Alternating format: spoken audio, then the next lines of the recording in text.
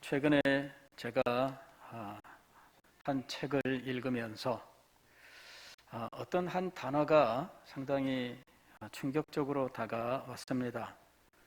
그 단어는 이 Virtual Christianity라고 하는 말이었습니다. 이 Virtual Christianity란 말은 가상적인 기독교라고 번역할 수 있습니다.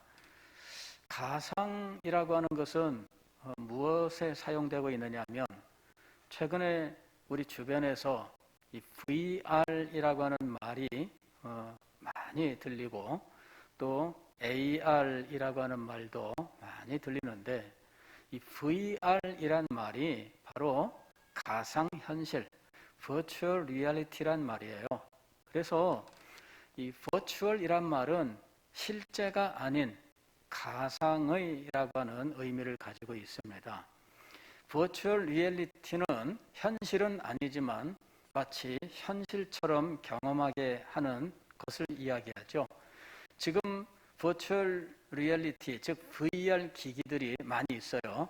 VR 안경을 쓰고 그 다음에 VR 기구에 착석을 하게 되면 가지가지 경험을 할 수가 있습니다. 기본적으로는 안경만 써도 경험할 수가 있어요.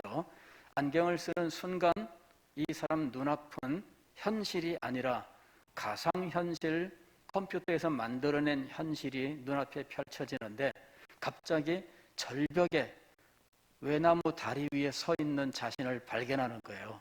그러면은 아찔해지면서 내가 쓰러질 것 같고 절벽 밑으로 떨어질 것 같은 느낌이 들어요. 실제 느낌이 옵니다. 실제로. 그래서 순간적으로 털썩 주저앉아가지고 외나무 다리를 붙들고 지금 안 떨어지려고 애를 쓰는데 혼자 땅바닥에서 막 이러고 있는 거예요. 옆에서 보는 사람은 뭐라 그러겠어요? 저 혼자 저거 왜 저래? 혼자 왜 저래? 그게 그렇게 간단히 말할 게 아니에요. 지금 이 안경을 쓴 사람은 실제적으로 경험하고 있는 거예요. 어디 가면은 아이들 태워주는 이 VR 의자가 있습니다. 그 의자에 딱 앉아서 그 다음에 이 안경을 딱 쓰고 나면 그 다음에 거기서 게임 속에서 막 이 레일 위를 막 달리기도 하고요. 뭐 별의별 경험들을 다 하게 됩니다. 그게 가상현실이라고 하는 거예요. 아마 점점 가상현실이 발전하게 될 거예요. 지금 우리 실생활에는 아직 많이 오지 않았지만은 산업 현장이나 혹은 군사 현장에서는 가상현실이라고 하는 것이 지금 현재 많이 사용되고 있어요. 그래서 가상현실의 순간에 들어가면 실제가 아닌데 실제로 느끼게 되는 거예요. 자, 바로 그것을 가지고 Virtual Christianity, 즉 가상의 기독교라고 하는 말을 쓴 거죠. 제가 그 말을 보는 순간 제 머릿속에는 Virtual Christian이라고 하는 말이 떠올랐어요. Virtual Christian, 즉 실제는 기독교인이 아닌데 본인은 기독교인처럼 실제적으로 느끼며 살아가는 거예요. 왜 그럴까요? 가상의 안경, 이 버추얼 리얼리티를 경험할 수 있는 안경이 이 사람에게 씌워져 있기 때문이에요.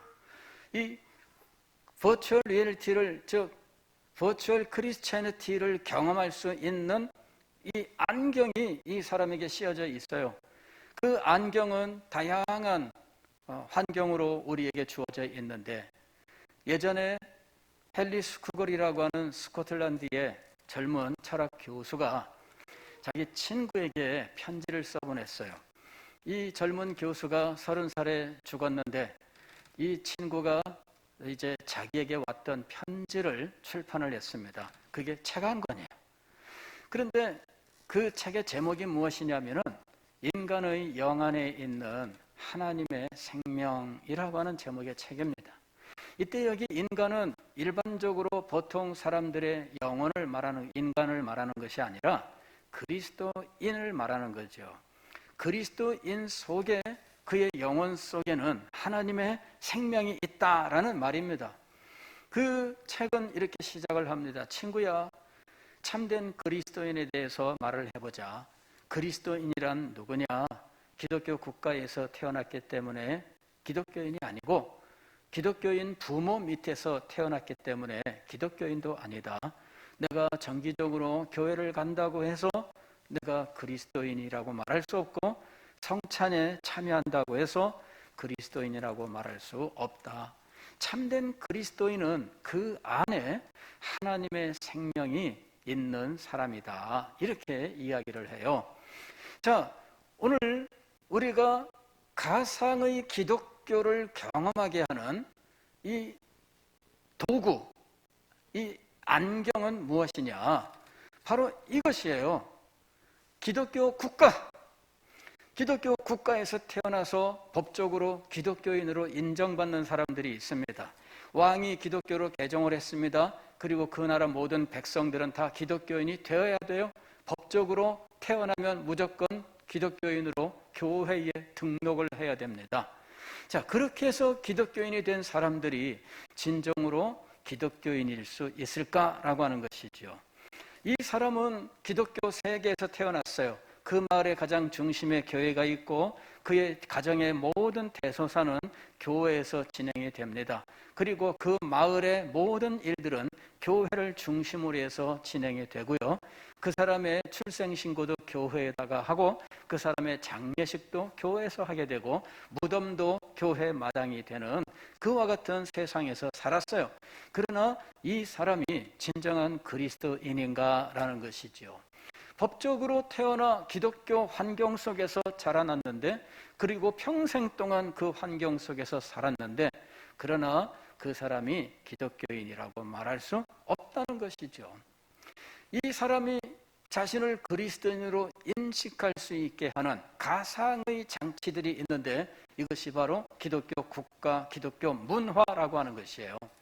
두 번째로 이 사람이 자신을 기독교인으로 인식하게 하는 것, 그리고 우리한테 지금 친숙한 것은 무엇이냐면은 부모님이 기독교인일 때입니다.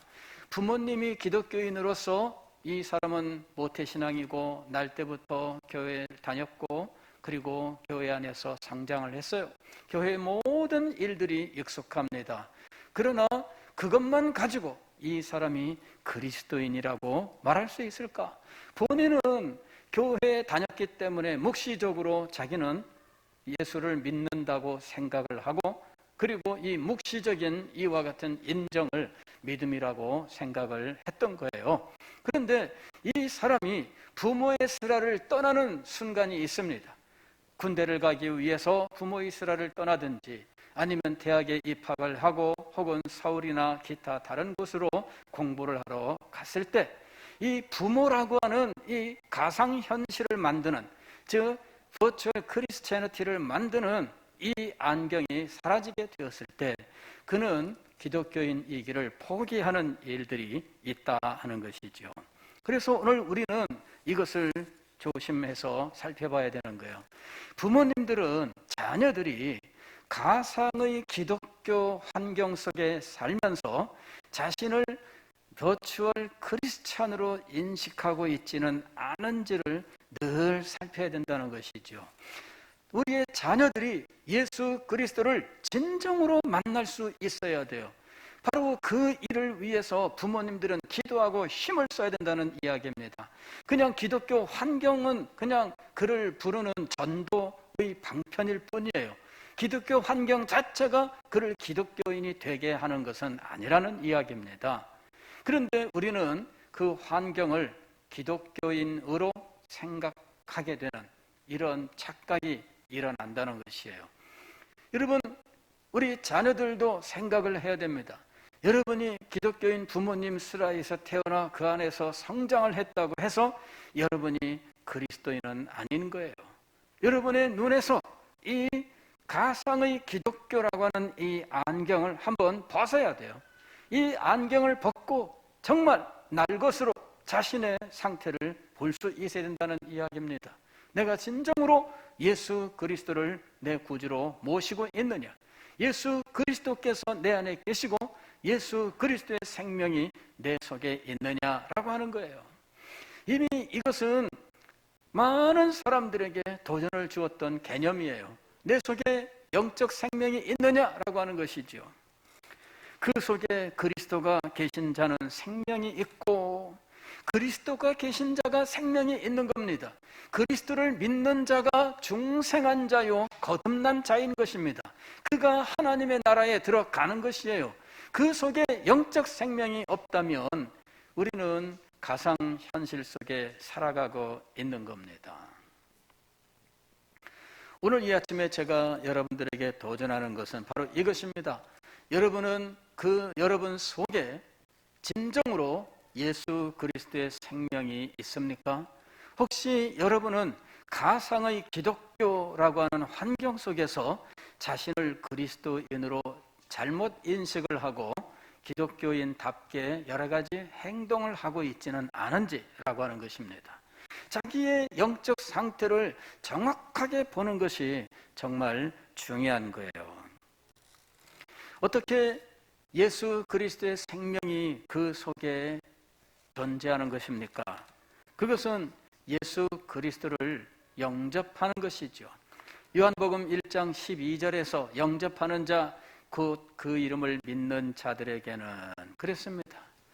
영접하는 자, 즉 예수 그리스도를 마음속에 모셔드리는 것입니다. 이것이 바로 믿는 거예요. 예수님을 여러분이 진정으로 믿느냐 하는 거예요. 그냥 묵시적으로 내가 교회를 다니고 자연스럽게 나는 예수님을 영접한다고 생각은 안 했는데 어느덧 나는 내 마음속에서 인정하고 있다, 이렇게 생각할 수 있어요. 묵시적으로 그냥 동의하고 다니는 거예요. 그러나 여러분, 그것만으로는 안 됩니다. 여러분이 정말 복음을 알아야 돼요. 예수님이 누구신지, 예수님과 나와의 관계가 무엇인지, 내가 예수님을 왜 믿어야 하는지, 예수님을 믿으면 나한테 어떤 일들이 오는지에 대해서 분명하게 알아야 돼요. 그리고 예수님을 여러분들이 경험해야 된다는 이야기입니다. 예수님을 내 마음에 모셔드렸습니다라고 하는 이 경험, 영적인 경험이 여러분들에게 있어야 하는 것입니다. 이런 영적인 경험이 없이 묵시적으로 교회를 다니면서 나는 가상 현실 속에서 기독교 환경 속에서 그냥 지내다가 자신을 기독교인으로 막연하게 인식을 하는 거예요. 여기에서 모든 불행이 찾아오는 것입니다. 모든 문제가 바로 여기에서 진행되고 있는 거예요. 제가 메시지를 전하면서 안타까워한 것은 무엇이냐면, 오늘 우리가 읽은 이 성경처럼 사도 바울은 내가 예수께 잡힌 바 된 그것을 잡으려고 달려가노라 하고 이야기를 하는데, 예수께 잡힌 바 된 것, 즉 예수 그리스도께서 그 사람을 이렇게 명하신 어떤 부분들이 있어요. 그런데 그것을 잡으려고 내가 간다고 고백을 했는데 이것에 대한 마음의 감동이 없어요. 나도 예수 그리스도께 잡힌 바 된 것이 있으며 나도 그것을 잡기 위해서 달려가야 한다. 내가 이루었다 함도 아니요, 얻었다 함도 아니요, 내가 잡은 것도 아니요, 나는 표대를 향하여 달려간다, 이렇게 말할 수 있는 그런 자리에 전혀 도달하지 못한 많은 성도들의 모습을 보면서 괴로워하고 있는 것입니다. 왜 그럴까? 이유가 도대체 무엇일까? 왜 우리는 예수 그리스도께 잡힌 바 된 그것을 잡으려고 달려가는 우리의 모습이 없을까라고 하는 것이죠.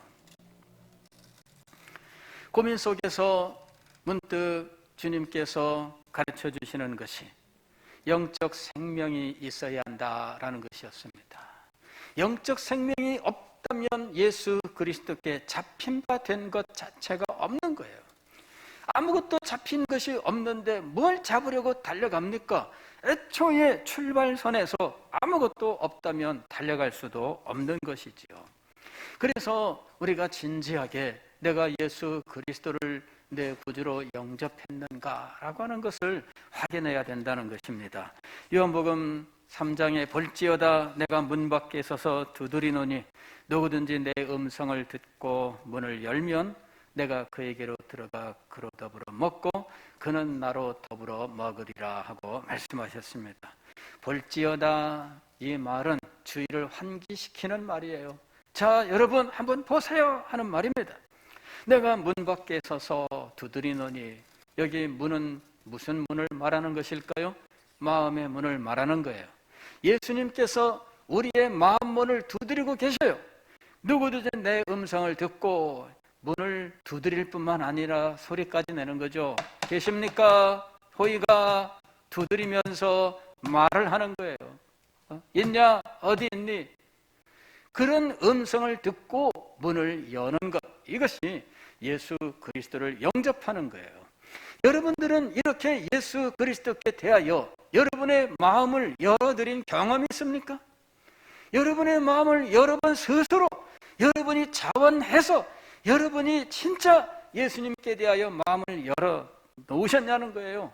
여러분이 예수님께 대하여 스스로 마음을 열지 아니하고 누군가에게 끌려와서 누군가의 눈치를 보고 누군가의 말을 듣고 그래 와서 억지로 앉아있는 것인지, 여러분 그렇다면 여러분은 그냥 버추얼 크리스티애니티, 가상의 기독교 환경 속에 지금 살고 있는 거예요.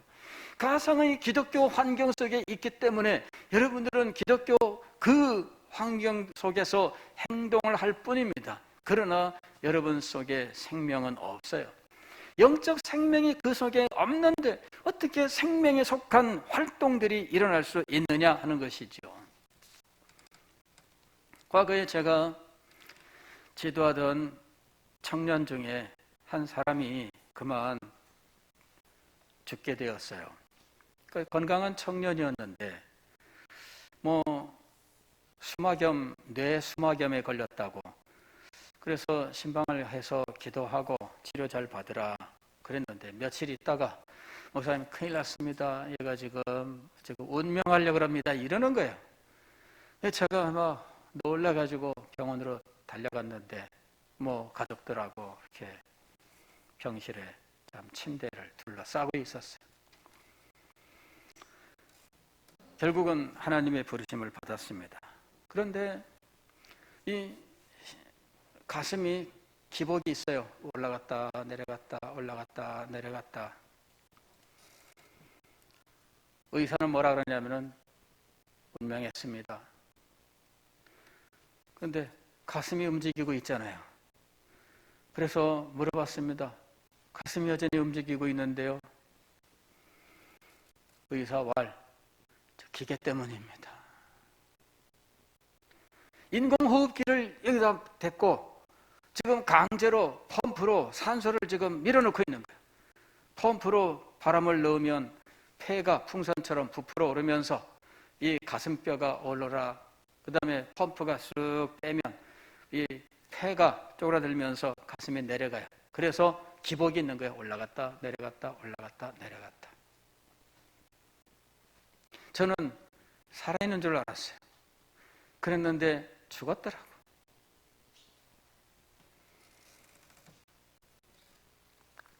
기계가 착각하게 만들었어요. 죽었는데 산 사람처럼 느끼게 했어요. 이게 바로 가상현실의 비극입니다.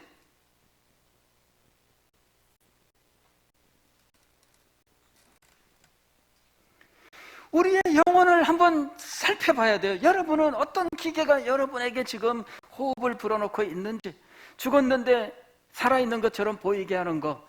여러분 요한계시록에 보게 되면은 실상은 살았다는 이름은 가졌으나 실상은 죽은 자로다 라고 말씀하는 부분이 있잖아요.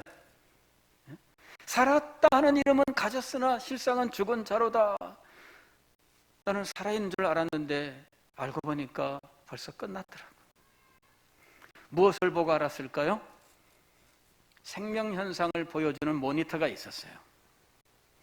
저는 이 가슴의 움직임만 보고 있었는데 이 모니터에 병원에 가면 왜 그 있잖아요.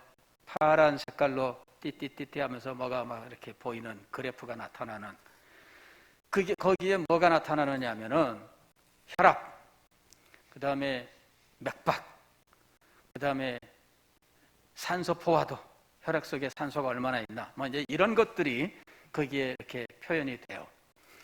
혈압이 떨어지면 주사를 놓습니다. 그래서 약물에 의하여 혈압을 올려요.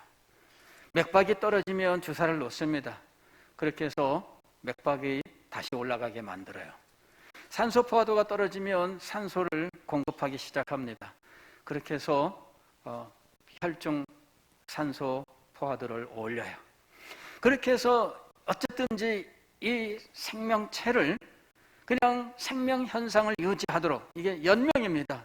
이게 바로 식물인간의 모습이에요. 그러다가 이런 모든 지표들이 다 떨어지고 나면 그의 가슴만 오르락 내리락 하게 되는 거예요. 여러분, 이게 바로 가상의 기독교 환경 속에서 살아가는 버추얼 크리스찬의 모습인 거예요. 버추얼 크리스찬은 하나님의 말씀에 대한 감동이 없습니다. 버추얼 크리스찬은 하나님의 제일되는 목적에 대해서 감동이 없습니다. 버추얼 크리스찬은 하나님 나라의 영광에 대한 감동이 없습니다. 모니터상에 나타나질 않아요. 그 속에 생명이 있는가? 오늘 우리는 심각하게 우리의 영적 생명에 대해서 생각을 해봐야 돼요. 분명히 생명은 있는 것 같은데, 그러나 그리스도인으로서 활동은 하지 못하는 분들이 있습니다. 그 경우에는 건강한 생명이 아닌 경우입니다. 어떤 아이가 얼굴이 핏기가 하나도 없고 입술은 새파랗게 되어가지고 친구들은 뛰어노는데 혼자 쭈그리고 앉아 있다면 심장에 이상이 있는 아이예요. 그 아이는 뛰어놀 줄 모릅니다. 잠시 걷는 것도 힘들어해요. 그래서 이 아이는 그냥 가만히 있을 뿐이에요. 그리스도인들이 가만히 앉아 있다면 그에게 분명히 이와 같은 질병이 있는 것입니다. 활동하지 못하게 만드는 어떤 영적인 문제가 그 사람에게 있는 거예요. 그래서 이걸 생각해야 됩니다. 왜 내가 하나님의 말씀에 대하여 반응하지 못하나? 마음에 감동은 있는데 왜 이 말씀을 실천하지는 못하나? 내 마음과 내 삶에 실제적인 변화가 나타나지 못하나? 영적 생명이 없든지 건강한 영적 생명이 없든지, 바로 이 문제입니다. 오늘 우리는 이 문제를 생각해야 돼요. 내가 영적 생명이 있느냐, 그리고 내가 가진 생명은 건강한가? 라고 하는 것이죠. 볼지어다 내가 문 밖에 서서 두드리노니 누구든지 내 음성을 듣고 문을 열면 내가 그에게로 들어가 그로 더불어 먹고 그는 나로 더불어 먹으리라. 예수 그리스도와 영적 교제가 그의 영적 건강을 만드는 거예요. 예수 그리스도와 영적 교제가 없다면 그리스도께서 임하심으로 그에게 주어진 영적 생명은 건강해질 수가 없습니다. 능력을 가질 수가 없습니다. 왜 많은 그리스도인들이 무기력한가? 그것은 예수 그리스도와 영적인 교제가 없기 때문이에요. 그리스도와의 교제 속에서 영적인 양식을 먹고 그 양식을 먹어 영양을 충분히 습득하고 힘을 얻고 그리고 활동을 하면서 봉사를 하면서 섬기면서 그의 영적 생명이 점점 힘을 얻고 능력을 얻는 거예요. 봉사도 하지 아니하고 섬기지도 아니하고 헌상의 삶도 실천하지 않는다면 그 사람의 영적 생명은 무기력해지고 마는 거예요. 도전해보지 않는 사람들이 있습니다. 주님 앞에 더 드리기를 힘쓰지 않는 사람들이 있습니다. 그냥 현상 유지만 원하는 사람들이 있습니다. 여러분, 그렇다면 그의 영적 생명은 건강하게 되지를 않아요. 활동하고 도전해 보아야 영적 생명이 건강하게 되는 것입니다. 예수 그리스도와 영적 교제를 통해서 영적인 양식을 공급받고 주의 말씀을 순종하며 도전해 보아야 그의 영적 생명은 더욱더 건강하고 활력 있게 되는 것이에요. 그런데 그리스도와의 영적 교제가 사라진 성도들이 너무나 많습니다. 혼밥의 시대라고 하는 말이 있죠. 혼자서 밥을 먹는 시대예요. 어떤 연예인은 이 집 앞에 있는 그 편의점을 늘 이용하는데 편의점에 그 포인트 이용하면은 그 적립되는 포인트가 뭐 100만 포인트가 넘는다 뭐 그러더라고. 100만 포인트가 쌓이려면 얼마만큼 이용해야 될까요? 그 사람한테 물어봤더니 한 3억 정도 써야 된대. 편의점에서 3억 원어치를 사 먹은 거예요. 근데 혼밥이야.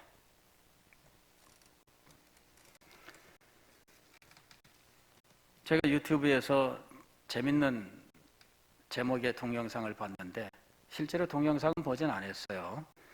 근데 제목을 보니까 참 재밌었어요. 뭐라고 되어 있냐면은 혼밥이 지겨워 반려견과 겸상을 해보았습니다. 그러면서 정지 화면이 보이는데 밥상 앞에 있고요. 둘이 마주 앉아 있더라고. 주인하고 개하고. 개도 밥상 앞에 마주 앉아 있는데 밥상 위에 개 밥그릇, 자기 밥.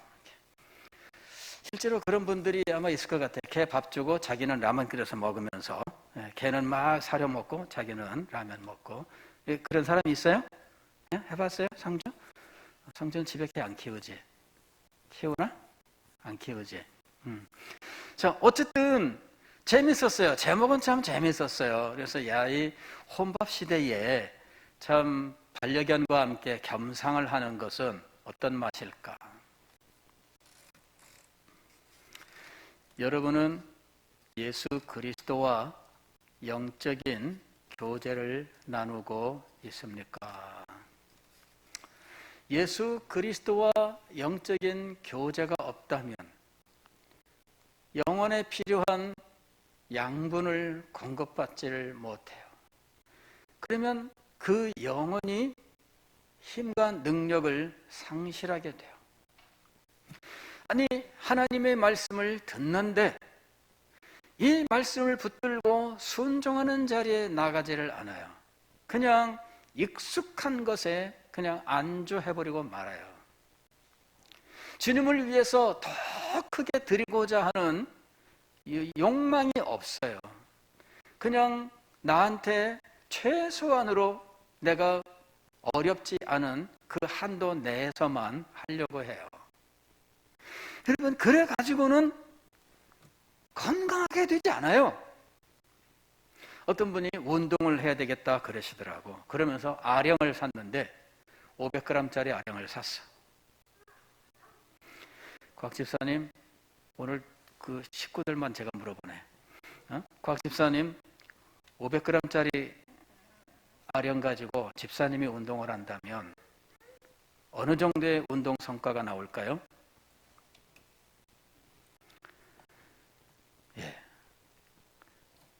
6살짜리가 사용한다면 알통이 나올 거예요. 그러나 곽 집사님이 500g짜리를 가진다면 알통 들어가고 말 겁니다. 왜? 그의 근육은 그보다 훨씬 무거운 걸 써야지만 발달하게 되어 있어요. 2kg 이상 되는 아령을 들어야 근육이 발달하는 거예요. 신앙의 세계도 마찬가지예요. 여러분들에게 아무런 부담이 없는 것을 신앙의 이름으로 하고 있다면 여러분의 신앙은 능력 있게 발전하지 못합니다.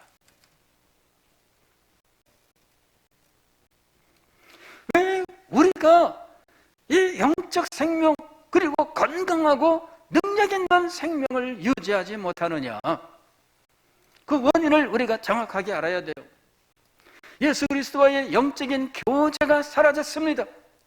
그리고 우리에게 하나님의 말씀이 전해질지라도 우리는 주님을 위해서 더 크게 헌신하고 모험을 하려고 하지 않는다는 거예요. 우리는 전혀 건강하게 되지 않아요. 힘있게 되지를 않아요. 점점 퇴화해 가고 마는 겁니다. 세월이 흐르면 세월에 따라서 더 건강하게 될까요? 더 힘있게 될까요? 그건 젊은 사람들의 경우입니다. 세월이 흐르면 점점 힘이 세질 거예요. 여기 있는 우리 청소년들은 세월이 흐르면 점점 힘이 세질 거예요. 지금 아마 목사님보다 힘이 더 셀 거야. 근데 지금보다 더 세질 겁니다. 그러나 더 많은 세월이 지나면 여러분들은 점점 쇠하게 될 거예요. 운동을 통해서 단련하지 않는다면 여러분은 점점 근육이 사라지고 말 겁니다. 여러분, 우리는 자신의 이 영적 생명을 진단을 정확하게 하고 거기에 맞는 처방들을 내릴 수 있어야 돼요. 내게 생명이 있느냐? 내게 건강한 생명이 있느냐? 건강한 생명을 위하여 예수 그리스도와 영적 교제의 삶을 살고 있는가? 더 큰 일을 위하여 내가 더 큰 일들을 위하여 헌신의 삶을 살고 있는가? 우리 자신을 돌아봐야 돼요. 왜 인생에게 주신 제일 되는 목적에 대하여 마음에 감동이 없을까요? 왜 하나님의 나라의 영광을 위하여 가슴이 뜨거워지지 않을까요? 내가 그 일을 힘쓸 때 나에게 찾아올 불편함 때문에 두려워서 피하고 있다면 여러분들은 영적 생명을 말할 수가 없는 거예요. 헌신하자고 할 때에 교회를 더 나와야 되는 것이 겁납니까? 기도 한 번 더 하는 게 겁납니까? 헌금 조금 더 하는 게 겁납니까? 그러면 여러분들은 영적 생명에서 지금 문제가 있는 거예요. 왜 여러분은 겁을 낼까요? 이거는 영적 생명과 건강에 문제가 있기 때문이에요.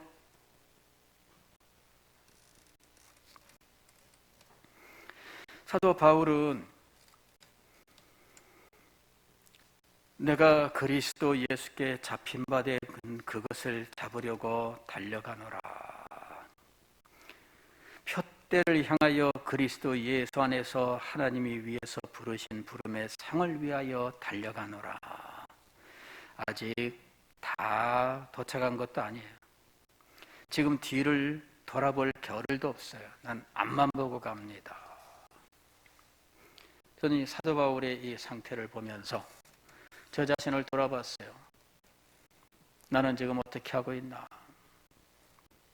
사실 영적 생명의 문제는 바로 저의 문제였습니다. 그러면서 동일하게 저는 우리 교회와 여러 성도 여러분들의 영적 상황을 생각했습니다. 그리고 오늘 우리에게 두려움이 있다면 이것을 벗어버릴 영적 생명을 구해야 할 것이다. 그리스도 앞에 다시 나가기를 힘써야 할 것이고 모든 두려움을 벗어버리고 표대를 향하여 달려가는 자들이 되어야겠다 하는 것입니다. 그럴 때 우리는 이 시대를 이길 수 있는 거예요. 이 시대를 이기는 것은 말로 되는 것이 아닙니다.